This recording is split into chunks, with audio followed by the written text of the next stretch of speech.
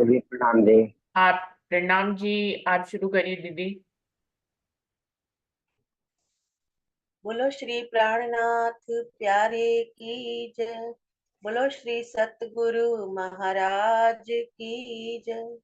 सर्व सुंदर साथ की जय।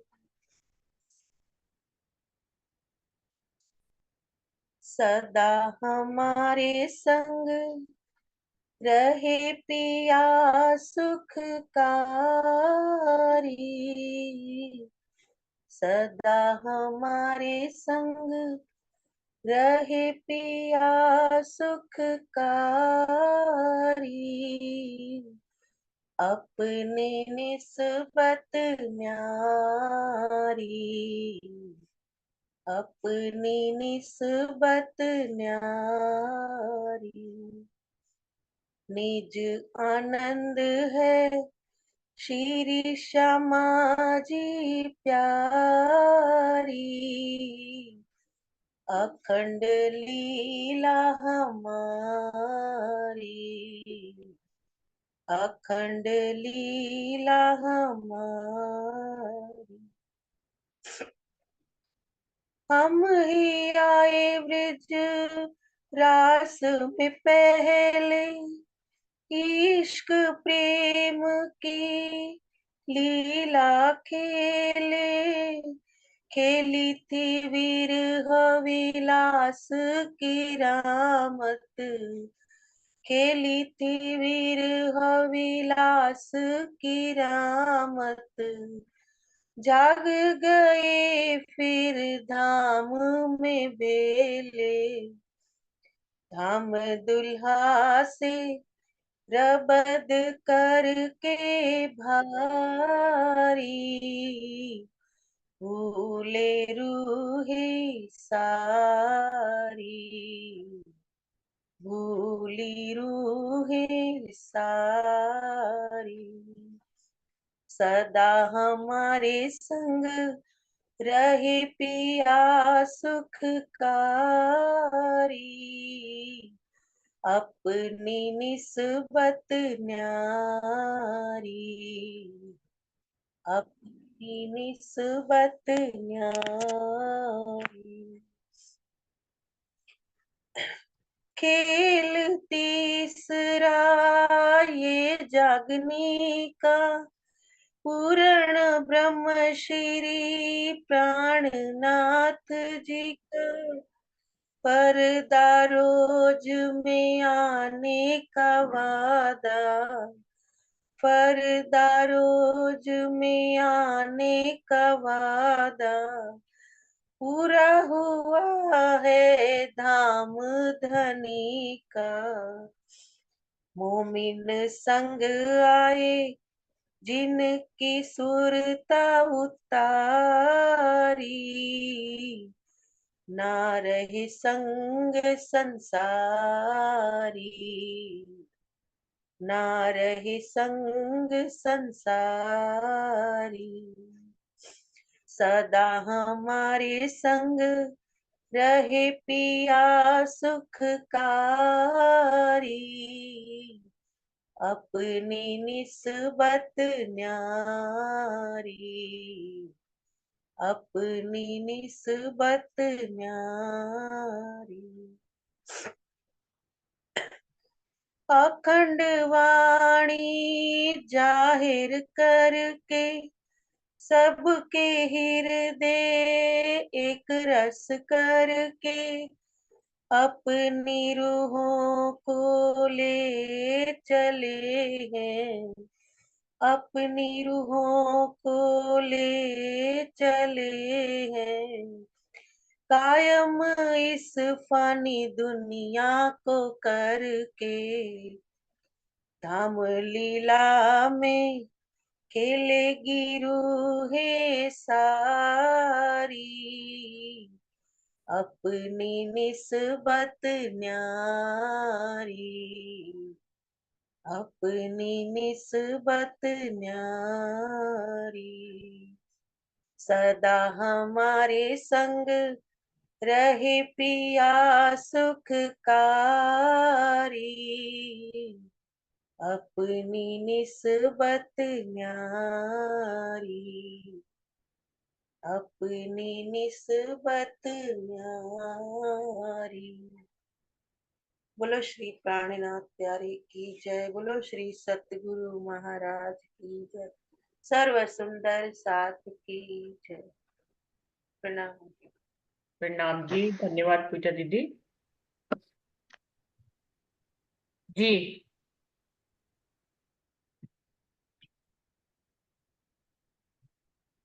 शुरू करें आप? हाँ जी। शुरू करें आप। एक गादी दो चाकले, पीछल वाही जिनस, चौखुन्ने कटाव कई पश्चिमी, जो देखो सोई सरस। तख्त पर एक गादी दो चाकला है, पीछे भी उसी तरह से सुंदर है। ये चाकले चौरस तथा कटाव से भरे पश्चिम के हैं, जो भी देखिए वे सुंदर शोभा देते हैं। किनार बाएं बीच जवेर के और रोशन बेशुमार, ये तख्त नूर जमाल का अरस सब चीजों अपार। बाएं किनारे पर सुंदर जवेर जड़े हैं, जिनकी रोशनी बेशुमार है। श्री राजी जी महाराज के बैठने का जो तख्त परम धाम की सभी चीजों से बेशुमार शोभा देने वाला है। इन सिंहासन ऊपर बैठे युगल किशोर, वस्त्र भूखन श्रृंगार, सुंदर जोत अति जोर। इस सिंहासन के ऊपर श्री राजशर्मा जी बैठते हैं। इनके वस्त्र आभूषण और श्रृंगार की सुंदर तरंगे उठती हैं। एक जोत जुगल की और बीच बैठे सिंहासन, बलबल जाऊं मुखार बिंद की और बली बली जाऊं चरण। सिंहासन के बीच बैठे श्री राज जी महाराज और श्री श्यामा जी की कमल के समान मुख की शोभा तथा चरणों पर मैं बलिहारी जाती हूँ।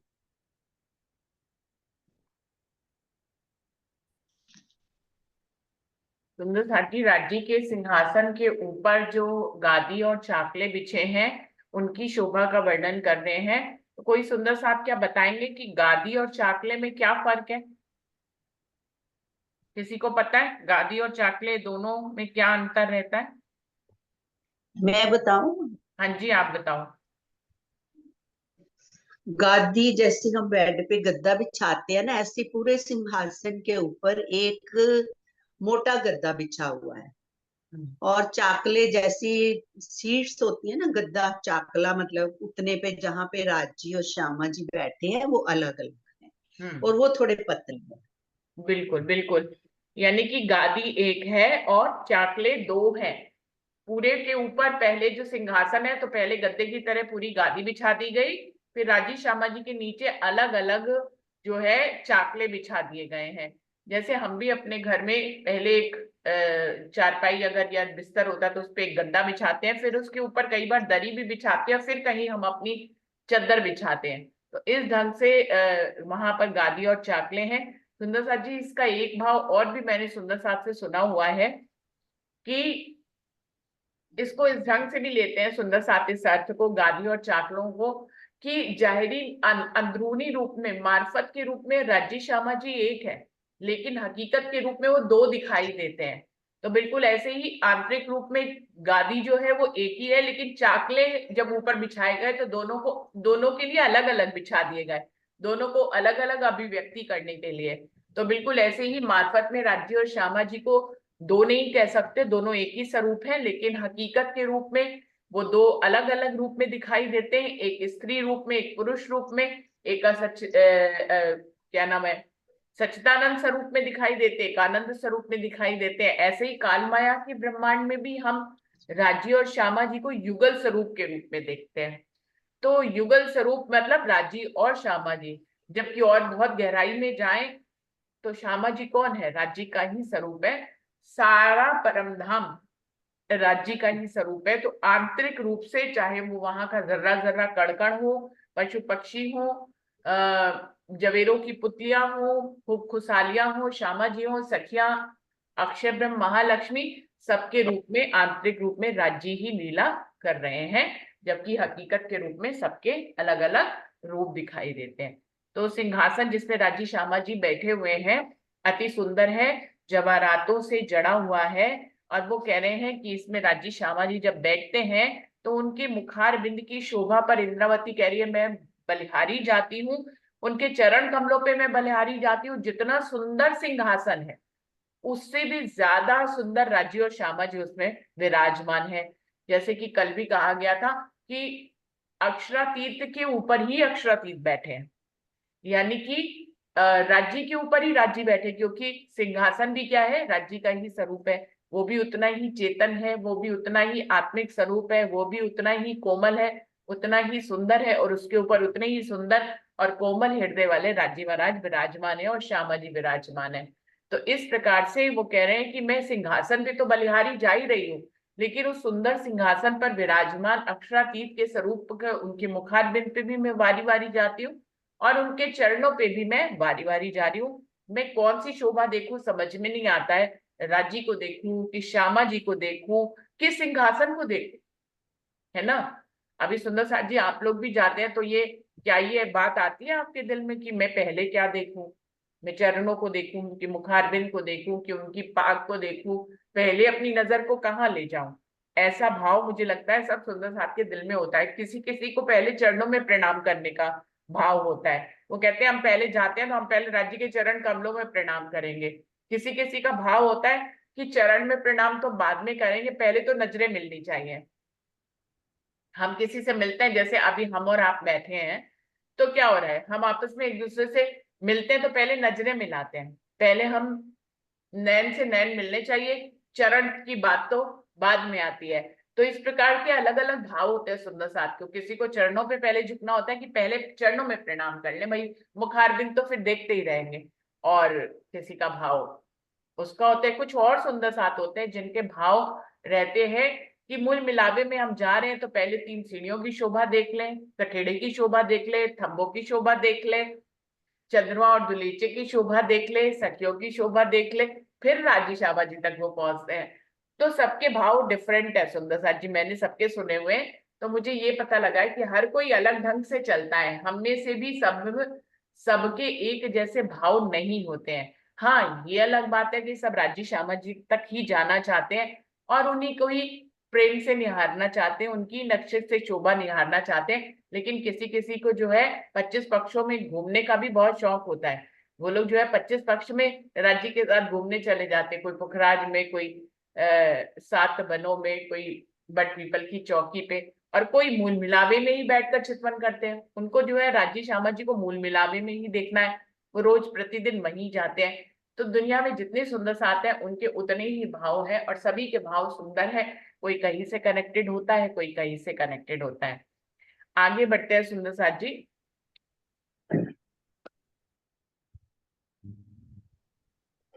जी प्राणनाथ प्यारे की जय, सर्व सुंदर साथ की जय। कहाँ कहूँ जोता रूहन की, और समूह बुखन बस्तर। ये कही जोता पूरन सिंह की, जो अव्वल नूर सागर। ये सागर भर पुरना तेज ज्योत को भंज। इन सागर लहरे उठे, पूरन नूर को पूंज। महामत कहे सिंह दूसरा, शोभा स्वरूप रूहाना। ये सुखकारी अति सुंदर, ये बकावतन बीच तना। ये बकावतन बीच तना। लो श्री प्राणनाथ प्यारे की जय। दीदी इसका भावार्थ लास्ट में आप कर दो।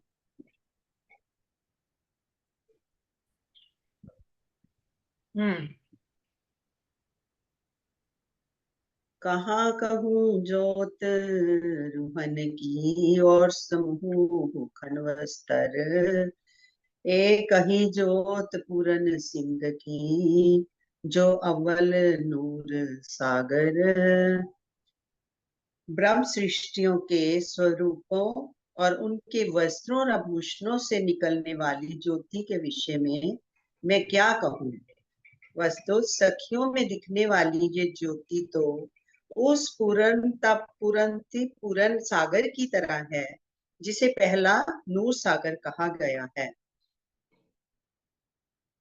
कि भावार्थ, श्रृंगार ग्रंथ में स्पष्ट रूप से कहा गया है कि जो गुण हृदय अंदर सो मुख देखे जाने जाए, ऊपर सागरता पूरन ताथे दिल की सब दिखाए।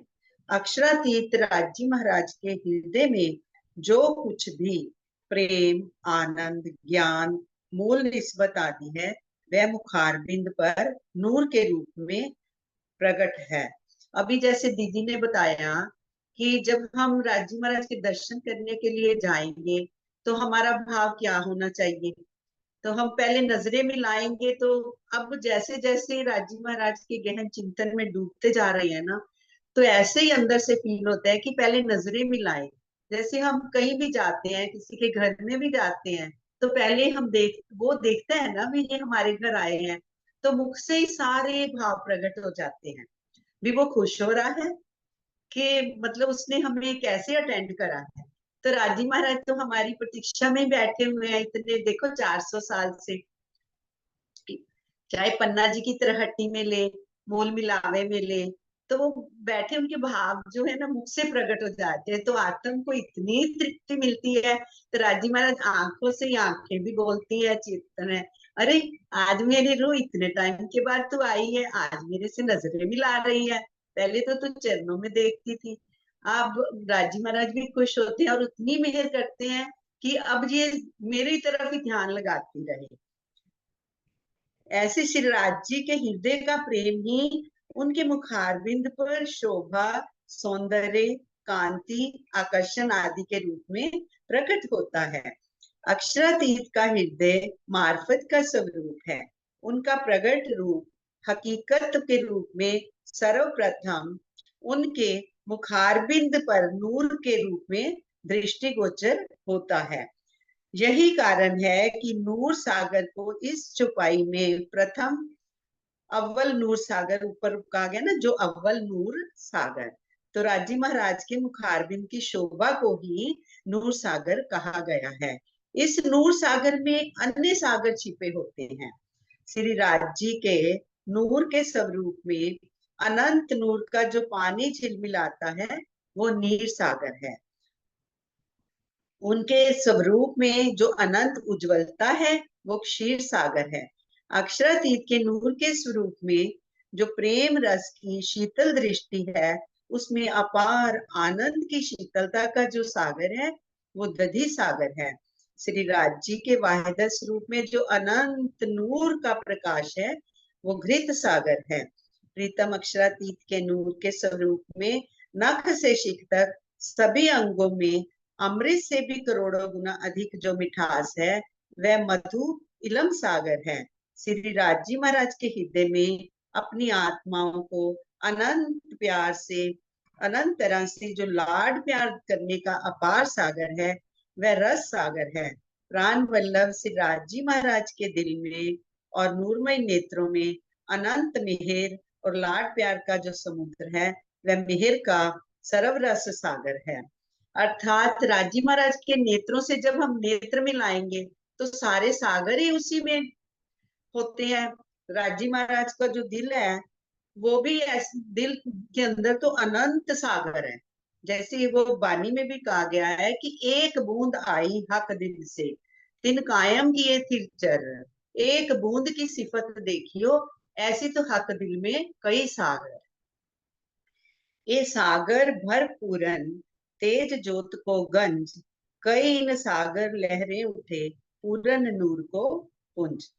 ये नूर का सागर स्वयं में पूरन है, तेज और ज्योति का अनंत भंडार है। इस पूरन नूर के सागर से अनंत लहरों के समान प्रेम और आनंद की असंख्य लीलाओं का प्रकटन होता रहता है। भावार्थ, जिस प्रकार अथाह समुद्र में असंख्य लहरें उठती रहती हैं, उसी प्रकार नूर के स्वरूप श्री राज जी महाराज से ही प्रेम और आनंद की लीलाएं प्रकट होती हैं। लीला रूप से उनसे ही श्री श्यामा जी, सखियां, अक्षर ब्रह्म, महालक्ष्मी जी, खुशहालियां और परम धाम के 25 पक्ष हैं। यही कारण है कि सभी का स्वरूप ही नूरमय है। इस प्रकार परम धाम की संपूर्ण शोभा, लीला और आनंद के केंद्र में श्री राज महाराज का नूरमय स्वरूप है, जो उनके दिल का ही प्रकट रूप है। यही कारण है कि चौपाई 120 और 121 में नूर सागर के लिए पूर्ण शब्द का प्रयोग किया गया है। श्री महामती कहे सिंध दूसरा, शोभा स्वरूप रूहन, ए सुखकारी अति सुंदर, ए बका भी वतन बीच तन। अभी ऊपर वाली चौपाई में बताया कि नूर सागर के अंदर जितना नीर है, जितना जल है, वो नीर के सागर में जब प्रकट हुआ तो वो सागर बन गया रूहों का सागर। तो इसके बाद अब तभी जो दूसरा सागर शुरू होगा वो ब्रह्म सृष्टियों की शोभा का सागर है। अखंड परम धाम में सखियों के जो मूल तन है, उनकी शोभा का ये सागर बहुत ही सुंदर और आनंद देने वाला है। प्रणाम जी।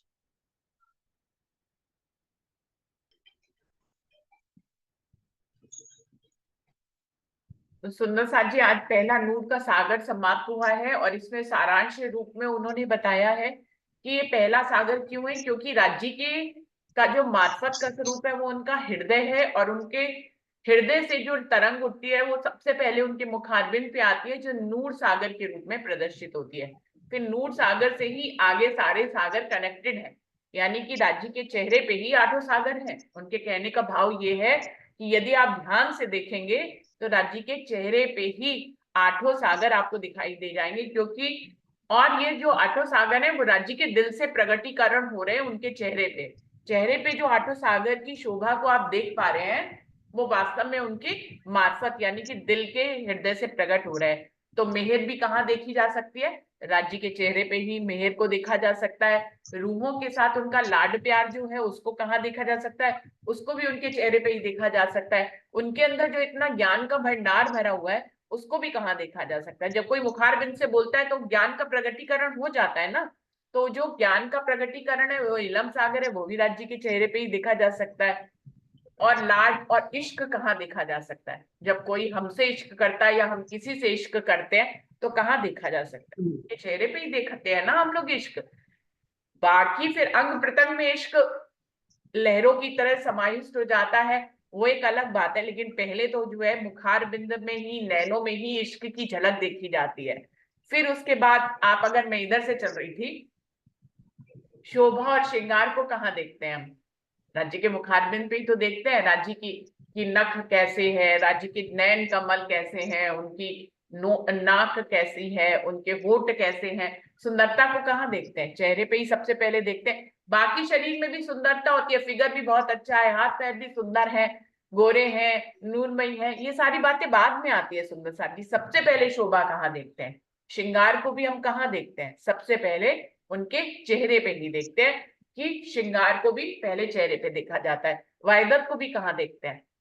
किसको किससे हमसे कितना प्रेम है, वो कितने गहराई में इस प्रेम का प्रगटीकरण कर रहा है, मेरा दिल उससे कनेक्टेड है या नहीं है, या उसका दिल मुझसे कितना कनेक्टेड है, मेरी बातों को कहे बिना भी वो समझ लेता है, उसकी बातों को भी हम कहे बिना समझ लेते हैं। इसको कहते हैं वायदत, जहां पे शब्दों में कुछ नहीं कहना पड़ता, दिल से दिल की का कनेक्शन होता है, नैनों से नैनों का कनेक्शन होता है। आपने कहा मैंने समझ लिया, मैंने कहा आपने समझ लिया, इसको क्या कहते हैं? वायदत। तो ये वायदत भी कहाँ दिखाई देती है? हमारे एक्शन में तो बाद में आएगी, पहले वायदत कहाँ दिखाई देगी? चेहरे पे ही दिखाई देगी।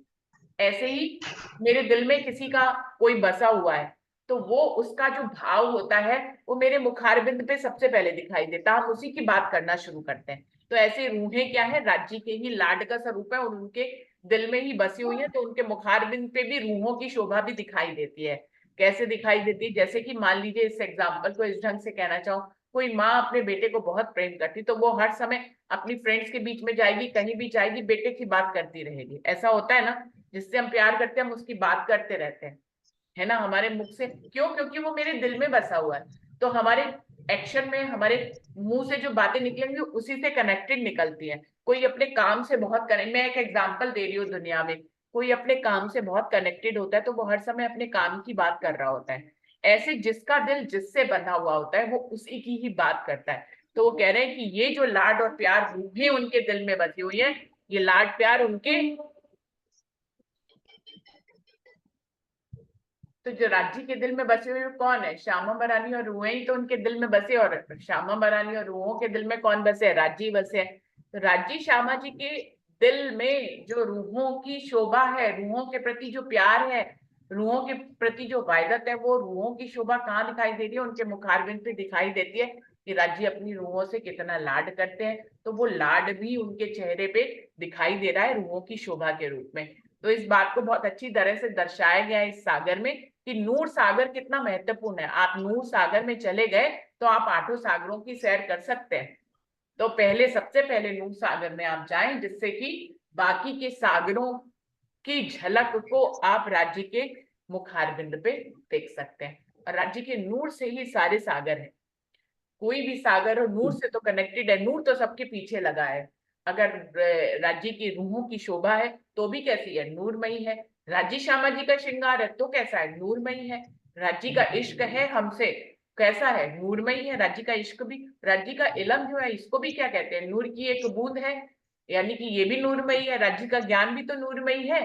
ऐसे ही राज्य का जो है वो श्यामा महारानी का श्रृंगार क्या है? श्यामा महारानी जो सब रसों से भरी हुई है, वो भी क्या है? वो भी नूरमयी है। राज्य की मेहर क्या है? जिसके ऊपर बरस जाए वो तो नूरमयी नहा ही गया, है ना। राज्य की मेहर जिसके ऊपर बरसती है वो, उसको यही तो कहेंगे कि मेहर में नहा गया, या राज्य के नूर से ही सराबोर हो गया वो। तो इस तरह आठों सागरों को नूर सागर में ही समाहित बताया गया। वैसे हम आगे के सागरों में भी जाएंगे तो उनमें भी पहले वाले सागर समाये हुए बताएंगे। तो वहां पे तो वायदत है, सब सागर एक दूसरे में ओतप्रोत हैं, लेकिन अलग अलग वर्णन करके इसलिए बताया कि हमारे दिल में हर सागर की शोभा आ सके। अगर यही कह देंगे हर सागर एक दूसरे में समाया हुआ है तो हमें समझ में नहीं आएगा। इसलिए इंद्रावती जी ने हर सागर को कितने सुंदर ढंग से हमारे सामने रखा कि हमारे दिल में उनका मतलब समझ में आए। तो इस तरह से नूर सागर की शोभा है। और अगले सागर पे अब हम चलते हैं। तो दूसरा सागर जो है वो रूहों की शोभा का सागर है। अब देखिए, राज्य की शोभा के सागर के बाद किसकी शोभा रखी गई है? रूहों की शोभा, है ना। हम राज्य के बाद किसकी शोभा आ रही है? नूर सागर के बाद सबसे पहले किसकी शोभा आ रही है? प्रथम स्थान किसका है नूर के बाद? नीर का। यानी कि हम रूहों की शोभा का सागर है। तो हम रूहों की शोभा का सागर है दूसरा, जिसपे हम सब चलते हैं। तो अभी दूसरे वीडियो में चलते हैं। इसमें तो समय समाप्त हो रहा है, तो यहीं पे ही जयकारा बोलते हैं और प्रणाम करते हैं सुंदर सा जी। बोलिए श्री प्राणनाथ प्यारे की जय। बोलिए श्री सद्गुरु महाराज की जय। पन्ना धाम की जय। सब सुंदर साथ की जय। प्रणाम जी सभी सुंदर साथ जी को, प्रेम प्रणाम जी।